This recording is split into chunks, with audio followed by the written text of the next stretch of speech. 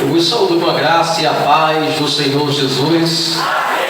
Amados irmãos, é com muita alegria onde nós estamos aqui nessa noite, juntos, aprendermos um pouco mais da palavra de Deus. Hoje estamos em um culto de doutrina, onde iremos relembrar alguns pontos básicos dos usos, costumes, a doutrina da nossa igreja, aquilo que é o nosso regime, aquilo que se aplica para que a igreja ela viva debaixo da ordenança do nosso Senhor. Eu vos convido a abrir a sua Bíblia no livro de 1 Coríntios, capítulo 14, verso 40. 1 Coríntios, capítulo 14, versículo de número 40. Louvado seja o nome de Jesus. 1 Coríntios, capítulo 14, verso 40. Aqueles que acharam, digam amém. Amém. Vamos estar lendo a palavra do Senhor. Mas faça-se tudo com ordem e decência. Amém? Tomai vossos assentos. Essa doutrina estaremos acompanhando com base em textos bíblicos, para que a gente possa pontuar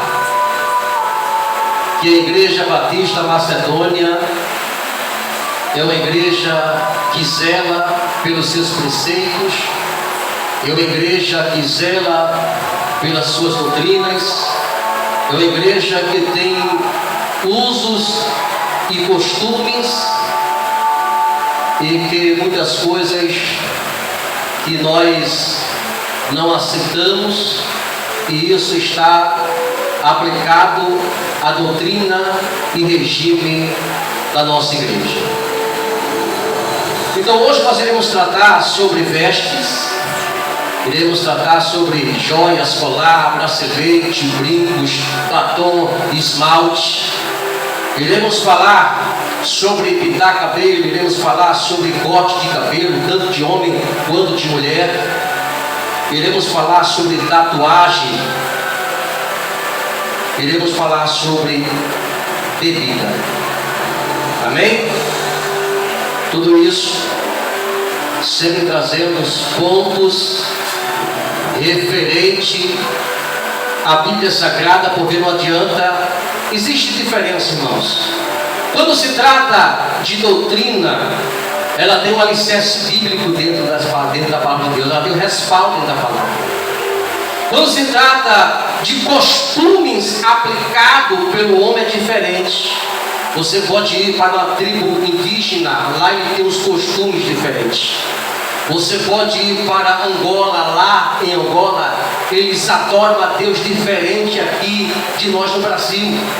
Você pode ir para outros países, aonde lá o homem ele veste tipo uma saia, que é um kimono, e lá nos costumes dele é normal. No Brasil isto não é. Os judeus usam kimono, tipo vestido, para eles é normal. Isso tudo depende de usos e costumes de cidades, países e locais. Então iremos tratar muitas coisas sobre isso, e eu quero que a igreja preste bastante atenção, porque esse é o regime da igreja, o estatuto da igreja tem que ser zelado, tem que ser obedecido. Se eu estou na igreja para não obedecer o regime, as normas e o costume, eu tenho que procurar uma outra igreja onde eu possa me adaptar a ela. Mas o regime de Macedônia é esse. Fora disso, é desobediência. A doutrina, ela é uma reunião dos fundamentos ideais que porque seres essenciais, ela deve ser ensinada. Então doutrina é preceito, doutrina é princípio, doutrina é norma, doutrina é regras, doutrina é ensinamento e doutrina é disciplina. O termos usos e costumes, ele sempre foi motivo de grande discussão. E eu quero aqui deixar bem claro que o fato de estar trazendo hoje aqui esse ensinamento, essa doutrina, porque há anos que nós vemos recebendo reclamações, não vou dizer da igreja local aqui, mas lá na reunião do conselho, aonde todos os meios os dirigentes se reúnem. E algumas igrejas estão saindo um pouco fora dos costumes da igreja batista macedônia.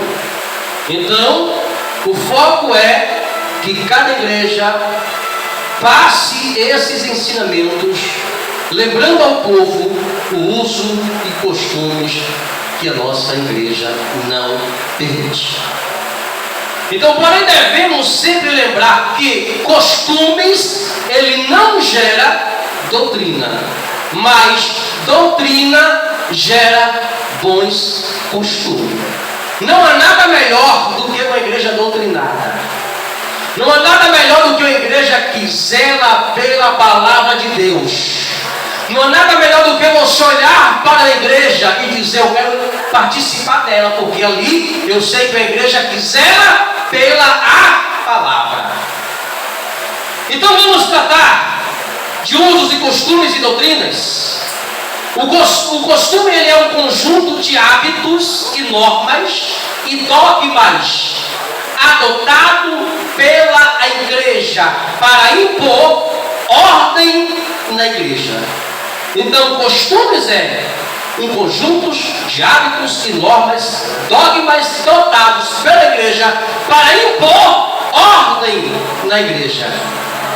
Se você for perante um tribunal, lá tem ordem. Se você viu que nessa pandemia, o mais que ele se colocou foi ordem. Tem que ser assim, usar isso, usar aquilo, senão não entra em mercado, não entra em loja, não entra nisso, não entra naquilo. Porque na igreja a gente tem doutrina e às vezes o povo não quer obedecer. Nós temos um estatuto, e esse estatuto ele é registrado em católico, esse estatuto ele é assinado pelo advogado da OAB. Esse estatuto, ele tem CNPJ, e a partir do momento que nós registramos em cartório, o estatuto passa a ser lei. Se qualquer membro da Igreja Batista Macedônia discordar do ensinamento, discordar dos seus usos e costumes e doutrinas perante um juiz, o juiz vai pegar o estatuto da igreja, vai ler quais doutrinas, quais normas estão ali, e se aquela pessoa reclamante dizer que não quer concordar com aquilo, o juiz vai olhar para ela e vai dizer: mas aqui está no estatuto, se você está nela, é porque você concorda com o que está no estatuto, então tem que obedecer às doutrinas e normas dessa igreja. Vamos falar sobre vestes. Primeiro ponto: veste salva, irmãos. Vocês podem falar, isso aqui é uma doutrina, isso aqui é um estudo. Veste, ela salva? Sim ou não? Sim ou não? Não. Mas diga para o teu irmão: mas crente salvo sabe como se vestir. Embora as vestes não salvam, mas o crente salvo, ele sabe como se vestir. 1 Timóteo capítulo 2, verso 9. 1 Timóteo capítulo 2, versículo 9. Vamos falar sobre vestes. Disse Paulo, 2 Timóteo 2, 9. Disse Paulo: as mulheres se ataviem em trajes honestos, com pudor e modestia. As mulheres se ataviem em trajes honestos, com pudor e modestias. O que é que Paulo está ensinando? É lógico que ele está tratando aqui de mulher, mas eu também vou chegar nos homens, né, irmão? Para a gente não falar de veste e só falar de mulher. Porque tem homem também que veste as roupas coladinhas, sim ou não? Veste, irmão. A roupa coladinha também, uma calça colada, uma camisa colada. Tem homens que vestem, já vi até pessoas pregando em redes sociais, bem coladinho demais. Então, são vestes honestas para homem? Não são. Mas Paulo aqui está tratando do concernente às mulheres. As mulheres ataviam em trajes honestos e com pudor e modestia. Por quê? É a saia. O tamanho da saia, o tamanho do vestido que você vai usar. Com honestidade, com pudor, com modestia. Por isso que quando o seu pastor e a sua dirigente colocar uma regra, a saia será feita para a festividade, o fardamento, saia abaixo do joelho. Obedeça. Obedeça. Porque uma saia acima do joelho, na medida que você se senta, ela recorre mais. E olha que eu não sou nem mulher, mas eu sei. Uma saia acima do joelho, quando se senta, a tendência é ela recuar. E aí a gente vê a preocupação depois que se senta. Já percebeu? Puxa daqui, estica dali, e vem de lá, vem pra cá. A saia, né, Adelina? A Adelina não está rindo ali. A saia termina aparecendo uma saia chiclete, que puxa tanto que quando a saia não dá jeito, aí vem com a Bíblia e faz da Bíblia, que é a palavra, um tampão.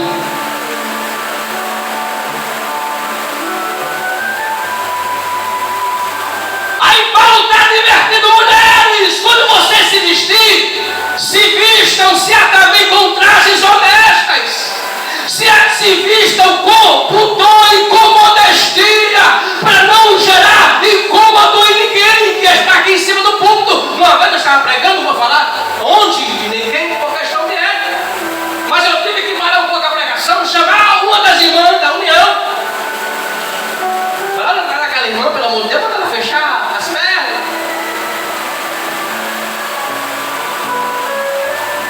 Então vocês sabem, irmãos, porque são as vestimentas que às vezes passa das normas previstas. E aí vem o incômodo. Então serve tanto esse texto para homens quanto para a mulher. Em Deuteronômio 22, versículo 5, eu vou estar aqui sempre lendo. Isso é muito bom, porque eu gosto de mandar as coisas com respaldo bíblico. Deuteronômio 22, versículo 5. Diz assim o texto. Quem já viu a Bíblia aí? Já achou, Sandra? Qual é o tema? Qual é o tema que está aí? Quem já achou? Deuteronômio 22, versículo 5. Que é para depois as pessoas não acharem que a gente também fala o que o texto quer. Eu quero pelo menos que você veja o tema dessa leitura.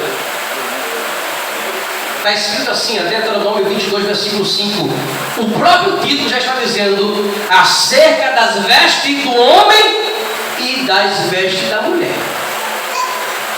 Aí o verso 5 diz assim: não haverá traje de homens na mulher, e não vestirá o homem veste de mulher, porque qualquer que faz isto é abominação. Para quem? Para o pastor? Para o dirigente? Não, para Deus. Nem homem veste roupa de mulher, nem mulher veste roupa de homem, porque quem assim fizer é abominação diante de Deus. Vamos lá? Esse princípio ele se aplica tanto homens quanto mulher. No versículo que nós lemos em 1 Timóteo 2,9. Como homem devemos respeitar o ponto de vista dos outros e não chamar indevida atenção para nós mesmos. Aí vamos ler agora Apocalipse 16, verso de número 15. Vamos continuar falando de vestes. Apocalipse 16, verso 15, diz assim: eis que venho como ladrão, bem-aventurado é aqueles que vigiam, guardam as suas vestes, para que não ande nu e não vejam as suas vergonhas. Então, se vestir com trajes honestos é o ideal para nós cristãos. Não, mas eu vou para a praia. Como é que eu vou? Com vestes honestas. Ou vai mostrar a tua nudez?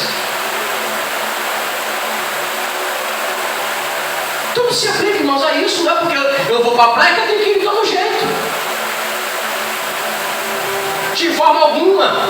Nós temos que orar e temos que vigiar, porque existem preceitos bíblicos que nós temos que seguir como cristão.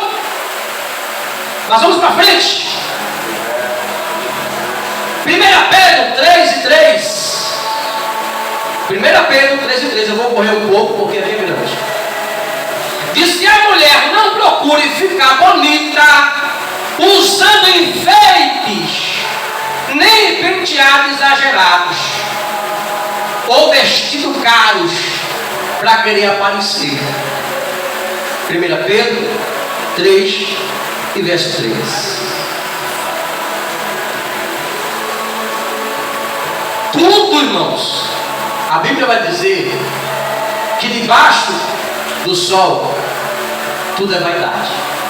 Vaidade sobre vaidade, tudo é vaidade.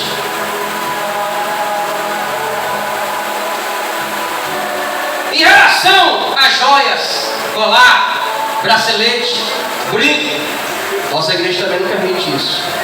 É o regime, é o costume, é a norma da igreja. Sobre o uso de joias, braceletes, colar, brincos, o próprio texto aqui, que lemos agora em 1 Pedro 3 e 3, vai falar sobre isso. Também sobre joias, está lá escrito, pode ver aí, e vai estar falando sobre joias. Em Gênesis 35, verso 2, diz que Deus pede a Jacó que suba a Betel, levante um altar para adorar ao Senhor, e disse Jacó à sua família: tirai os deuses estranhos que há no meio de vós, e purificai as vossas vestes. Duas coisas importantes aqui. Primeiro, os deuses estranhos, que está falando do colar, está falando de joia, está falando do brinco. Isso é você ler o texto de uma forma mais atenciosa, que você vai ver o que estava acontecendo lá. Então, os deuses estranhos são isso, mas ele também fala: mudai as vossas vestes. As vestes que vocês estão não são apropriadas para estar dentro dos atos do Senhor. Mudai as vossas vestes. A gente vai ver em Isaías, se eu não me engano, capítulo 6, que esse aqui eu não notei. Eu acho que é Isaías capítulo 6, na visão do profeta Isaías, quando ele vê o querubins voando sobre o altar de Deus, e aquele serafim, ele tinha 6 asas, com 2 voava, com 2 eles cobriam as suas pernas. Aí eu fiquei, meu Deus do céu, por que o serafim está cobrindo as suas pernas? Irmãos, nem os serafins estavam diante de Deus de todo jeito, que eles cobriam suas pernas diante de Deus. Imagine se Deus não existe hoje de nós também cobrir a nossa luz. Nós vamos lá para frente. Êxodo 33, verso 5. Disse o Senhor a Moisés: diz aos filhos de Israel que tirem seus atavios. Atavios aqui significa enfeites, que são o uso de joias, pérolas, ouros, diamantes e pendentes, referente à idolatria. Por quê? O povo de Deus, quando saiu do Egito, ele saiu de lá cheio de coisas do Egito. E entre esse povo, para piorar, veio um outro povo chamado na Bíblia de vulgos, que não é povo israelitas. Chama-se vulgo. Está no livro de Números, capítulo 11, verso de número 4. Esses não israelitas que subiram com Israel quando saiu do Egito, saíram de lá. Em Êxodo 12, 38, revela a saída de Israel do Egito. Então eles trouxeram muitas coisas do Egito, e isso contaminou Israel. Brincos, joias, pendentes, pulseiras. Então disse: Moisés, ordena para o meu povo que aquilo que é do Egito fique no Egito, porque eu escolhi o meu povo para ser povo diferente, uma nação diferente, para ser sal da terra e luz desse mundo. Isaías 3, verso 17 ao 24, disse Deus que chegaria um dia que tiraria das filhas de Sião os seus pendentes, os seus braceletes, as suas joias e os pendentes dos seus narizes. Deus disse: se eles não querem tirar, eu vou tirar deles. Tudo isso que eles estão usando, que não é do meu agrado. Esse texto fala das filhas de Sião, as mulheres do reino de Judá, em meio ao declínio espiritual, moral e político, a nação de Israel, por meio de uma certa amizade, com um apego demasiado ao povos pagãos, Israel se une a nações pagãs, e aí vem agora começar a usar as suas práticas, coisas que Deus todavia abominou Israel fazer. E a gente vai ver uma outra observação aqui que eu acrescentei em relação a batom, esmalte. Tenha muito cuidado. A igreja macedônia também não tem esse regime, essa prática. Tudo com ordem e decência. Cuidado na forma que você se aplica. Que você faça aquela basezinha, né? Transparente. Dá para levar. Mas tem uns batons aí que de lá da esquina, quando gosta, a gente já vê aqui. Tem umas modas assim aí querendo entrar na igreja, mas não entra não, de jeito. Porque igreja que tem doutrina tem palavra. E isso aqui a gente gosta de preservar. Textos bíblicos e referências aos assuntos. 1 Coríntios 10, 32. Portai-vos de modos que não deis escândalos, nem a judeus, nem a gregos e nem as igrejas.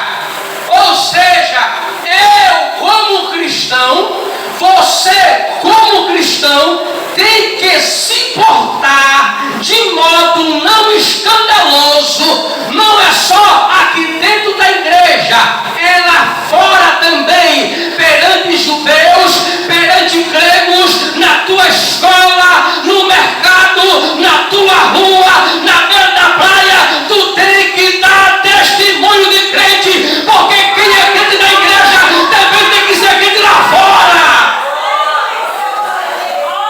Irmãos, cá para nós, sabe qual é o maior testemunho na vida do crente?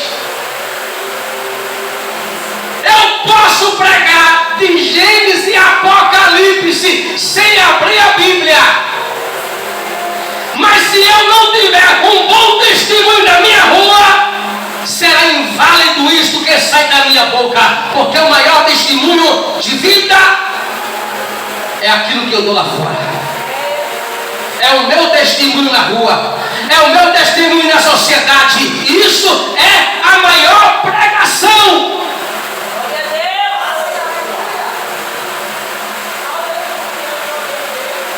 Quando Deus separou Israel, Deus separou a nação como uma nação modelo. Sim ou não? Como uma nação modelo. Nós, diga para o teu irmão, nós não somos da Babilônia e nem muito menos do Egito. Somos cristãos, cidadãos do céu. E os costumes do céu é outro, irmão. Os costumes que se aplicam a cidadão do céu é outro.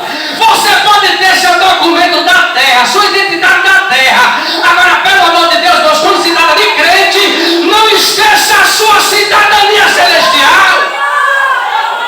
Anda como crente, se veste como crente, fala como crente, se comporta como crente, porque crente faz a diferença.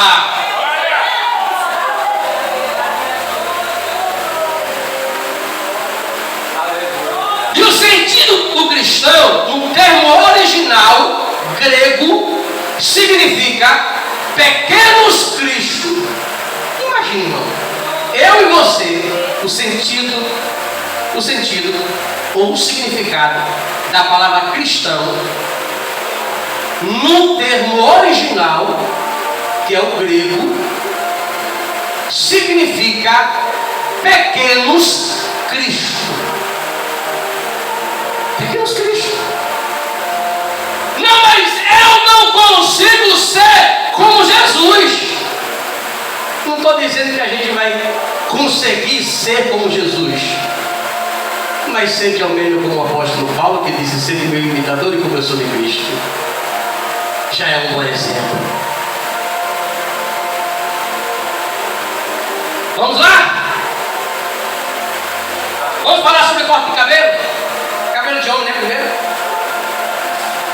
Aqui até que não veio não, mas já pintou umas modinhas dentro da Macedônia no meio do jovem. Já pintou.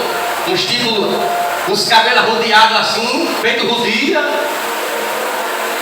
Umas bugigangas querendo fazer uns desenhos, uns modelozinhos meio estranhos, uns detalhezinhos na barba. Agora vamos para a Bíblia mesmo, que eu falo sobre isso. Levítico 19, verso 27, porque aqui é palavra, irmãos. Aqui é Bíblia. Aqui não é igreja que a gente inventa coisa. Aqui a gente fala e a gente mostra na palavra.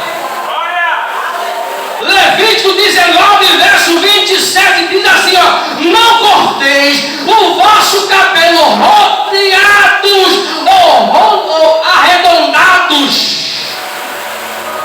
Sabe aquele, né? Ele vai do zero aqui e deixa aquele motinho em cima. Aí vem os cristãos, né? E querem plantar isso na igreja. O sangue de Jesus tem poder, porque a igreja não tem moda. A moda da igreja é joelho no chão. Evangelizar, essa moda tem que pegar. Mas corte de cabelo, moda de roupa, esse negócio aí de fantasiar na igreja, isso não. Daqui, não cortei o nosso cabelo arredondar e os cantos da nossa barba não vão danificar, porque tem uns que estão falando detalhe aqui demais na barba crescer e ainda falam uns detalhes meio estranhos. É, isso está na igreja, irmão. Até aqui, na nossa a gente não vê esse negócio não. E já tentou enfrentar, mas lá em cima, lá dentro a gente bateu. O negócio é sério, se abrir mão, entra. Se abrir brecha, entra, porque o diabo não precisa de uma porta aberta, precisa de uma brecha para entrar. Aí quem veio? A ponta da barba, aqui vai lembrar. Lembrando que os gregos, esse texto aqui está falando dos gregos, que cortavam a barba e os judeus, porém, deixavam crescer, não com os detalhes nem danificados. Aí sobe o cabelo do homem, o meu vai ser sempre assim. Mas tem uns que vai se embora. E a Bíblia fala sobre isso? Fala. Aonde? 1 Coríntios capítulo 11, verso 14. Disse Paulo para o homem que deixa os cabelos crescer demais, feito de mulher. 1 Coríntios 11, 14. É desonroso para o homem ter cabelos crescidos. A gente vai chegar na mulher. Tenha calma aí. Amém?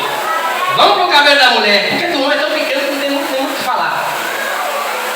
Cabelo da mulher. No mesmo texto, irmãos, de Coríntios também vai falar para a mulher. No mesmo texto que nós lemos. Diz assim, para as mulheres, ter cabelos crescidos é honroso, pois o cabelo foi lhe dado em lugar do véu. Já viu na igreja do véu? Não vou falar muito, é para você processar, tem nome de advogado, a não ser Jesus. Aquele véu não precisa não, porque o teu cabelo foi dado no lugar do véu. Deixa o cabelo crescer. Mas se eu for pintar o meu cabelo, e aí? Eu posso pintar o meu cabelo? A Bíblia fala sobre isso, literalmente, palavras assim esmiuçadas, a gente não vai achar. Mas, tem referências bíblicas que aponta e que mostra como você deve tratar seu cabelo. Então, será que eu posso pintar? Será que é pecado? Vou deixar claro, não encontramos nenhum versículo na Bíblia que mostre claramente se pode ou não pintar. Mas Mateus 5,36 escreveu aí, decorou. Mateus 5,36 diz assim. Achou, irmãos? Que não podemos tornar o nosso cabelo nem branco, nem preto. Nem branco, nem preto. Por quê? Olha o cabelo de Delina como já está. Olha da irmã Madalena. Está ficando embranquecido. Né, Delina? Aí a Bíblia aqui, no livro que nós lemos, diz que se Delina pintar o cabelo dela de preto, sabe o que vai acontecer, Delina? Depois do tempo, ele vai tornar-se a ser branco. Não tem para onde correr. E se o meu que é preto, se eu pintar de qualquer outra cor, depois de passar de uns dias, ele vai voltar à cor original. Por isso, ninguém tem o poder de tornar o seu cabelo nem branco nem preto. Ele tem que ficar na cor original que Deus fez. E se eu não quiser fazer isso, aí você vai ter que se explicar para Deus. Eu aqui vou colocar algumas questões sobre isso, porque você vai ter que responder. Se não gostou da cor do cabelo que Deus fez, então vamos questionar, né? Ah, não gostei da cor do meu cabelo, então o que é que eu faço? Aí vamos ver aqui. A Bíblia diz que o nosso corpo é templo do Espírito Santo, templo do Espírito de Deus. Então Deus fez o meu cabelo preto. Qual é a motivação que me leva a querer pintar de loiro ou qualquer outra cor berrante? Qual é a motivação que me faz pintar meu cabelo? Aí a pergunta é uma insatisfação que eu tenho com o meu cabelo? É uma revolta com Deus porque Deus fez uma cor, mas eu queria outra? Ou porque eu odeio a cor da textura dos meus cabelos? Então eu vou pintar para querer um cabelo sensual? Quem responde é quem faz, eu não. Eu vou fazer isso para me transformar algum ídolo que eu sonharia ser? Vou pintar de azul, roxo, verde, qualquer cor para ser notado ou demonstrar a minha insatisfação com o meu líder? Porque o líder já disse que não pode, eu vou pintar para provocar ele? Tem que ter algum argumento. Vou pintar só para contrariar os meus pais e mostrar que eu sou dono do meu nariz? Porque tem gente assim. A minha filha, quando ela queria fazer o que queria, a gente disse, então arruma duas coisas e sai de casa, porque enquanto estiver aqui, que manda a gente. Aí depois ela sai de casa, porque ela chegou lá em casa com o cabelo pintado, de roxo, vermelho, sei lá que cor era aquilo. Mas quando saiu de casa, então a igreja é a mesma coisa, irmão. Quer fazer? Então primeiro sai da igreja. Procura outra que faz tudo.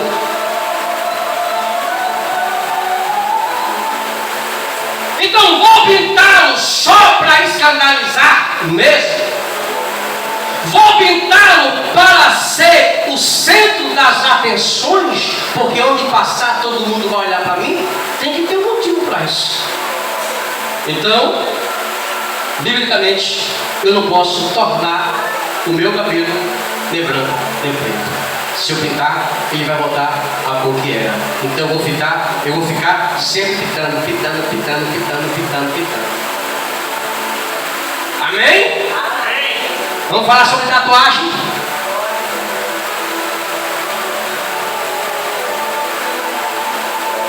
Tatuagem. Está na Bíblia, irmão? Mas citar. Eu vou dizer uma coisa, a Bíblia é o único livro que tem resposta para tudo. É por isso que eu gosto, eu amo da Bíblia agora. Ai, meu Jesus, chega a vontade de falar besteira. Vamos lá? Tatuagem. A Bíblia só fala uma vez de tatuagem. Levítico 19, verso 28. Irmãos, quero ser bem claro. Se aqui alguém fez tatuagem quando era do mundo, isso aí não conta, não vale, não volta. Foi apagado, jogado no lado do esquecimento. Deus perdoou. Se chama tempo da ignorância. Deus não conta com este tempo. Depois que eu me converter, eu querer fazer, aí já é diferente.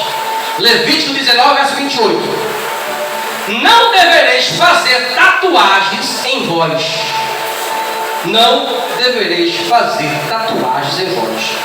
Deus, Ele deu essa proibição à nação de Israel, e isso os separava dos vizinhos, que marcava as suas peles com os seus nomes ou com os nomes dos deuses dele.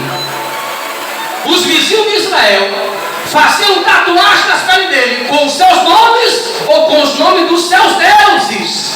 E Israel já entrando nessa moda. Deus disse aqui não, vocês estão proibidos de fazer tatuagem na vossa pele. Aleluia!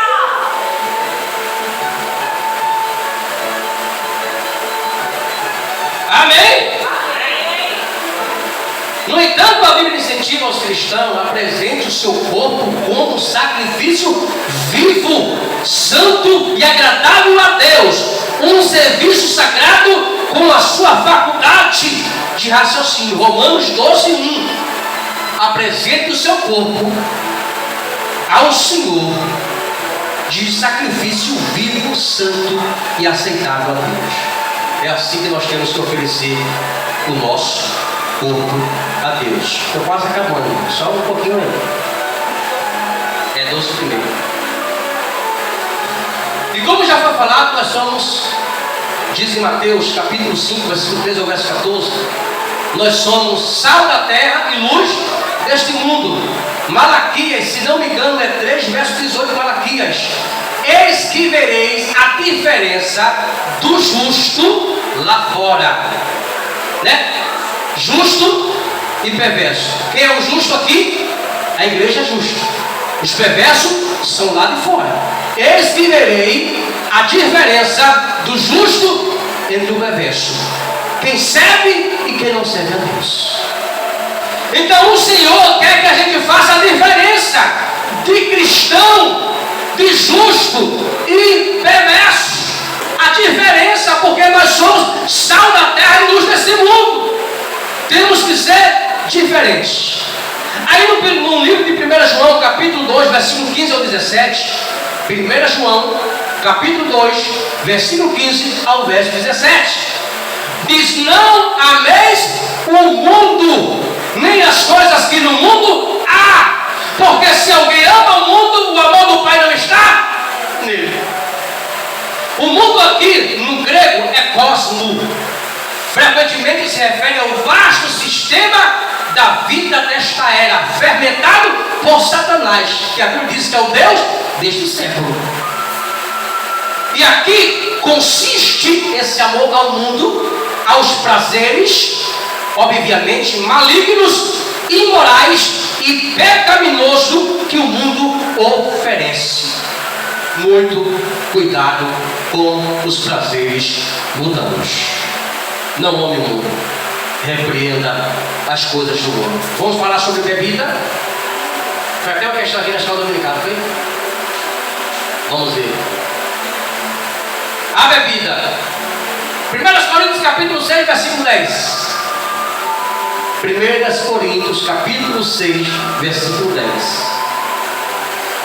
Não erreis, nem os devassos, que é corruptos, imorais, corrompidos e depravados, nem os idólatras, nem os adúlteros, nem os afeminados, nem os sodomitas, referindo a Sodomas, que vivia na prática sexual anal entre homens e mulheres, nem os ladrões, nem os avarentos, nem os bêbados, nem os maldizentes, nem os roubadores herdarão o reino dos céus. Então quem bebe, caralho. Levítico 10, verso 9. Levítico 10, verso 9. Diz assim: você e seus filhos não devem beber vinho, nem outra bebida fermentada, antes de entrar na tenda do encontro, senão vocês morrerão. Isso aqui é um decreto perpétuo de Deus. Para as suas gerações, você não tem que fazer separação, ou seja, você tem que fazer a separação entre o santo e o profano, a separação entre o puro e o impuro, e ensina ao israelita todos os decretos do Senhor que Deus deu a Moisés. Então, se vocês vão para o templo adorar a Deus, não coloque bebida na sua boca, porque se entrar, vocês vão morrer, disse Deus para Israel. Essa morte aqui, irmãos, eu quero deixar claro, porque às vezes alguém pode dizer: teve um dia que eu bebi, eu fui para a igreja e eu morri. Você que pensa, essa morte pode ser espiritual. Aos pouquinhos vai morrendo, bebendo, achando normal, engraçado, não é pecado, aconteceu nada, e vai morrendo, e no final está lá no lugar que ninguém queira ir. Tenha cuidado. 1 Coríntios 6, verso 10. A gente já leu, não foi? Já lemos já. 1 Coríntios 10, 23. Aí vamos ver aqui. Todas as coisas me são lícitas, mas nem todas me convêm. Todas as coisas me são lícitas, mas nem todas me convém que faça. Por quê? Eu sou crente. Aí fica aquele negócio: e crente pode fazer isso? Não, crente pode fazer tudo, só não deve. Crente pode tudo, mas como cristão, ele não deve fazer, mas ele pode. Deus disse para Adão: olha, dessa árvore aqui, desse fruto, tu não vai comer. Ele podia comer, mesmo eu dizendo que não podia? Podia comer, sim ou não? Podia, só que não devia, mas comeu. Então, quando a gente faz o que não é para fazer, sabendo que não pode, a gente peca. Provérbios 31, verso 4 e verso 5.